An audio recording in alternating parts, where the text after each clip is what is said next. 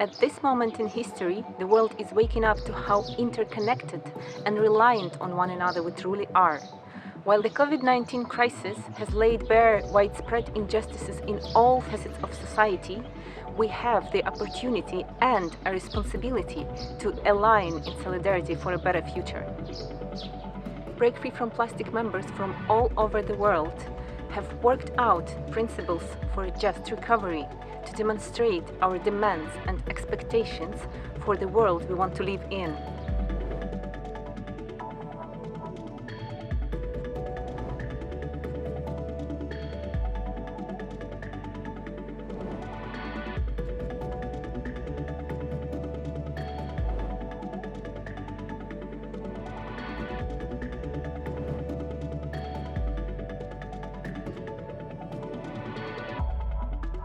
We will lay the groundwork for a just and equitable world. The future is not disposable, and neither are we.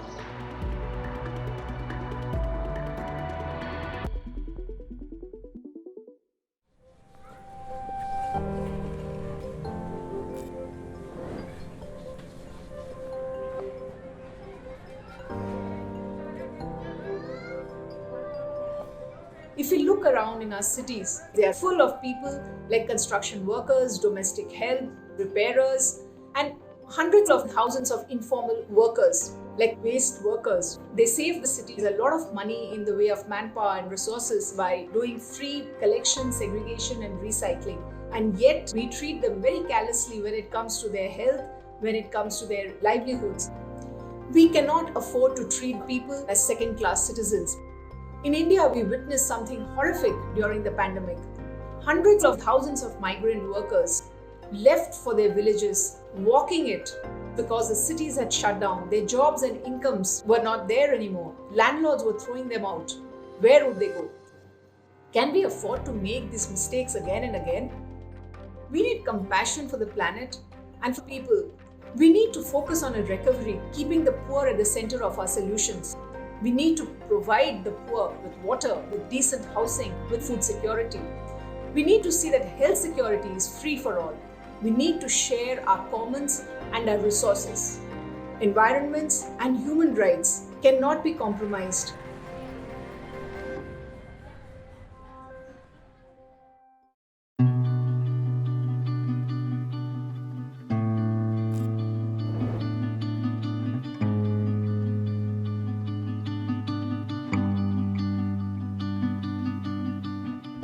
Houston is the second largest petrochemical complex in the world. One of my family members was recently diagnosed with cancer, and I know a lot of Bent's Line community members can relate to me because they also have family members that have cancer. And it does make me mad because I think about my relatives and the ones that I have lost, and how if they had better avenues, they would probably still be here with us. The industry write this narrative of them being a positive contributor to the community, and no one really talks about those negative health effects that they create. Why should we deprioritize and divest from extractive industry? It's because they're cutting our lifespan, and it's not right. We're saving other companies. I think the oil industry is one of the top on the list. It's crazy that massive amounts of dollars are being directly invested into industry and not into community. The community is really not the priority of the government. There's a lot of community members here that don't have the means to survive, especially right now during COVID, and local-owned businesses that are having to close their doors forever. We're always just so focused on survival mode and making it to the next day that we can't begin to focus on even investing in ourselves or our youth. So that chain needs to be broken, and it starts through community investments.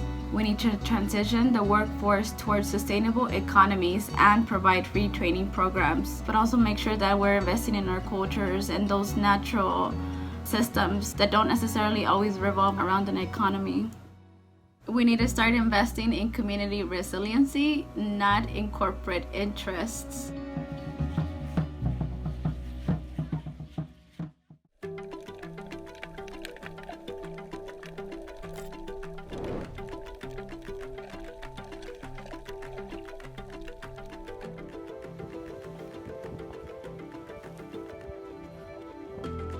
Multinational companies claim that sachets are pro-poor, but they are not. We had a system that worked.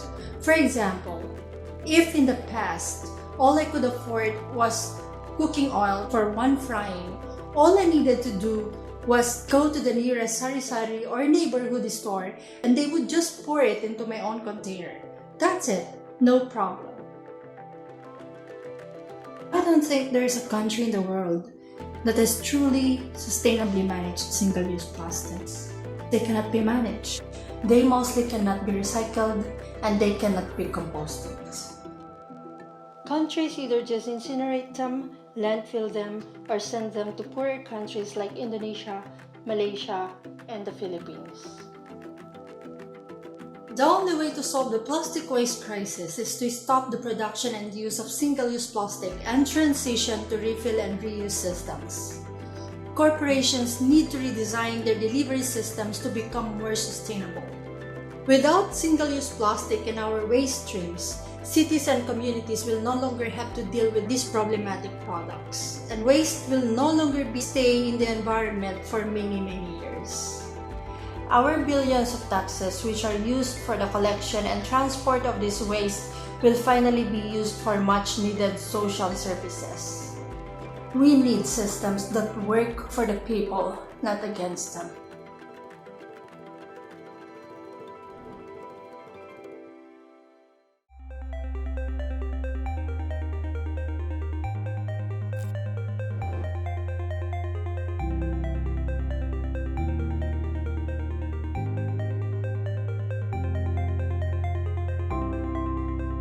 There is a double standard by companies who take advantage of global south communities, producing materials that we have no infrastructure to manage and telling us that the only way out is to invest in false solution technologies such as chemical recycling and incineration. But that only takes us further away from traditional knowledge and principles of reuse, undercuts waste pickers who are extremely valuable to the waste management system, and traps us into this loop of overconsumption. This is unacceptable. Companies need to rethink and redesign their flawed single-use plastic packaging model, but this will never be a voluntary step. Therefore, we need our governments to step up and start to enforce existing laws the way Kenya and Rwanda have done. And we need to add new policies to completely phase out single-use plastic. We also need governments to recognize the role that waste pickers are playing in the system and start investing in infrastructure that's complementary to waste pickers, such as material recovery facilities and mandatory separation at source policies. We need ambitious policy informed by credible third-party science.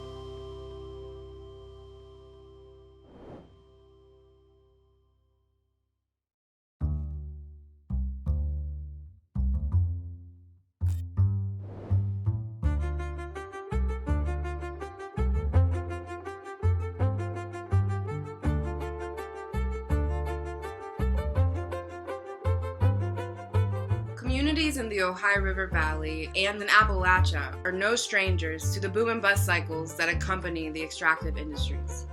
Like clockwork, an extractive industry comes into our community and seduces us with promises of jobs. And whether it's coal, steel, oil and gas, or now petrochemicals, the extractive industries continue to set the political and economic agenda for our region, and they get away with it.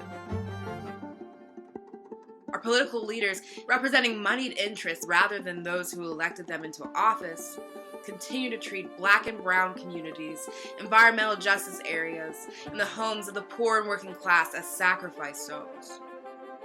Communities have been stripped of the ability to exercise control over what happens in our own backyard. Impacted communities need self-determination. We must support community efforts to hold industry accountable for impacts. Regulators must measure and monitor emissions and health impacts.